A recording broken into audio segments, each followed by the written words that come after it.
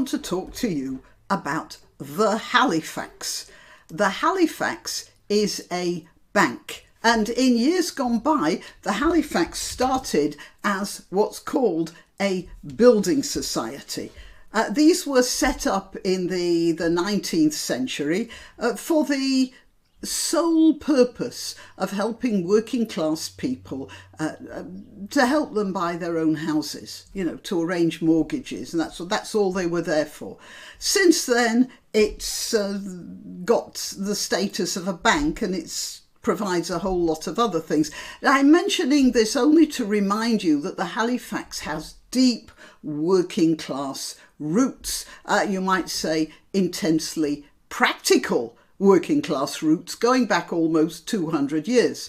So here's an article that appears on the BBC website. Halifax says pronoun badge critics can close accounts. Okay, a row has broken out on Twitter over pronouns on Halifax name badges. Here you'll see a picture of a Halifax name badge. Halifax. That's just so you know where she's being employed. Gemma. And I'm saying Gemma because that's the name. And it's a she because it says so under her name. She, her, hers. Okay. So there's been a row over this. With the bank saying customers who object to its stance can just bugger off. If you'll excuse the expression. The row was triggered by a Twitter post from Halifax saying, pronouns matter, with a picture of a name badge saying Gemma, she, her, hers. Some people responded saying that the post was woke virtue signalling, and others said they would close their accounts.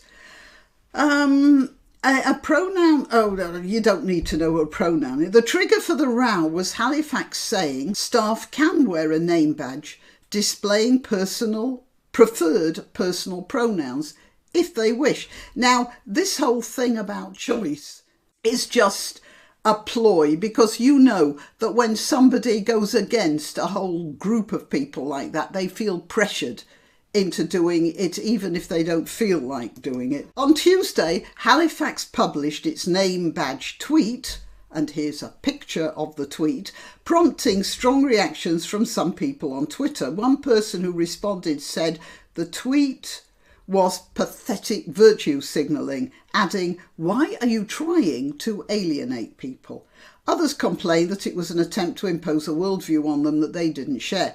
Halifax responded, saying, "We strive for inclusion, equality, and quite simply in doing what's right. If you disagree with our values, you're welcome to close your account." The bank said later in a statement, "We want to create a safe and accepting environment that opens the conversation around gender identity." And I want to ask, why should there be a conversation about gender identity? This is a bank, not the Tavistock Clinic. Anyway, we care about our customers and colleagues' individual preferences. So for us, it's a very simple solution to accidental misgendering. And if it's accidental, then it's not to be worried about, is it? Rival bank HSBC, oh my goodness me, tweeted, HSBC is the Hong Kong and something bank, something or other, I've forgotten now what it stands for. Anyway, that also has its 19th century roots, that time in trading with the Far East.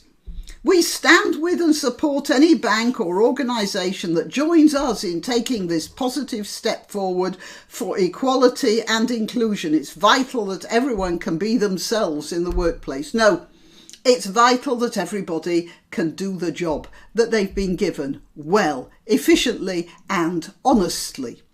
That's all that's vital. The rest is totally something that should not be happening in the workplace.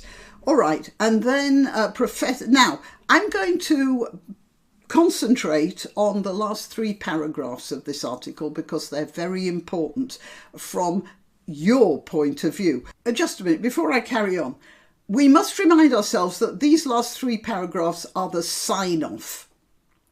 And that's important because they are the impression that you're going to be left with if you read the article. So it's the conclusion, literally the conclusion reached by the journalist, a guy called Tom Espiner, or it's the conclusion he wants you to reach as well. So here it is. Let's see. He quotes Professor Bobby Duffy, who's the director of the Policy Institute at King's College, London, whatever the Policy Institute is. Now, call me an old reactionary, but I reckon it's a bad sign when a professor calls himself Bobby instead of Robert in an official capacity. It reminds me too much of those sorts of professors who used to walk into the lecture theatre in tracksuits so they could no doubt jog down the track of their unassailable beliefs. Anyway, they'd skip into the lecture theatre, head for the front desk and sit on the edge of the desk facing the students, and they'd have one foot on the ground for balance because they're only sitting a bit on the edge of the desk, and the other foot would be swinging in casual relaxation. And then they'd say, "Hello, I'm Professor Randolph Woke, but you can call me Randy." Actually, I did think of making up another name for him. That's something, but then I thought maybe I shouldn't be too rude. And anyway, you just know when the professor comes in like that he is going to be the most narrow-minded, opinionated and self-satisfied blowhard on the campus. And perhaps I'm wrong, but it does look rather much as if it was this type of professor whom Mr. Espiner chose for his valedictory statement. Professor Duffy said the exchanges on Twitter had all the features of a culture war debate, including use of the terms such as woke and virtue signalling. But the key feature, he says, is the utter lack of understanding of the other side's perspective and deep suspicion of their motives. This is the true definition of a culture war, he says. Well, look, it's his definition, perhaps, but I've never seen it as a definition. So what he should have been saying was, in my opinion, this is the very definition of a culture war. But no, what he thinks is true for everyone, and that you should be aware of. Anyway, to continue. It's not just disagreeing, he continues, but an absence of trust and compromise where each side cannot accept the other's perspective. So what he's saying is that both sides should be compromising. And what he isn't taking into account is that compromise isn't part of the deal in this conversation, which is about the relationship between somebody who's given money to a bank and the bank that is supposed to be taking care of it. Customers entrust their money, their savings, actually their very future.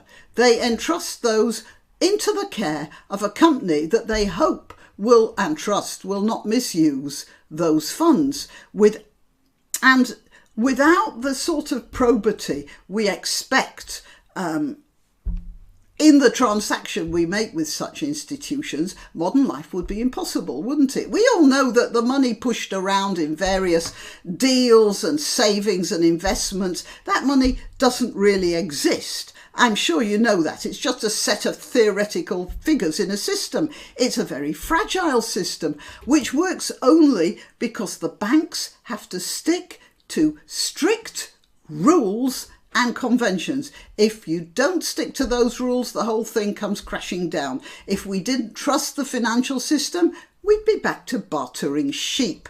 Meanwhile, our banking personnel have to be solid, stolid, and absolutely committed to the rules that have been well established literally for hundreds of years. We've had a few spectacular breakdowns in that, haven't we, where one single rogue employee who thought the rules didn't apply to him has brought the whole thing crashing down. And when bankers are prepared to ditch biological reality, the biological reality that's actually staring them in the face, any customer is entitled to wonder whether those same people will ignore other things to do with looking after the money entrusted to them. At the very least, the customer is entitled to wonder whether a bank concerned about pronouns might not be devoting enough of its other attention to the vagaries of the various markets in which they're investing our money. It's not called a banking service for no reason at all, you know. The customer puts his money in. The bank takes care of it. There's no compromise possible on that. The bank is the servant of the customer, and in a relationship like that, the customer is always right. The fact that Professor Duffy doesn't see that says a lot about his distance from reality, although I suspect he'd hotly deny that. The fact that the BBC reporter found it expedient to end his article quoting Duffy about his compromise says a lot about the BBC. But yeah, then I suppose that way of thinking is the sort of luxury you can afford if you're publicly funded, isn't it? And I suppose since the government actually takes care of debts and what defaults of banks in the interests of keeping people from starving in the streets, then banks can also decide that they want to do stuff and not care about what the customer thinks of them as well. So yeah, that's a bit of an intractable problem, isn't it? Right, well, I leave you with that problem. Comments below if you wish. I'm Graniopteryx. I'm to be found on YouTube, Rumble, BitChute and Minds. When I upload a new video, I do that on my social media platforms, which are Twitter, Gab and Parler. And if you subscribe to me on one of those, at Graniopteryx, then you will get a notification because... And it might be worth doing because YouTube aren't that careful about notifying people every time. Okay, please like this video, please share it, please subscribe. If you're already subscribed, just check your subscription again because sometimes that falls by the wayside too. And yeah, contribute to the channel if you can. Okay, till next time. Why not treat yourself or a favoured relative or friend to these magnificent examples of merch? The mugs and t-shirts come in the Graniopteryx design or Granbo with a firearm or the more deadly knitting needles. Go to www.graniopteryx.com and whatever platform you're watching this on, please click like, subscribe and share.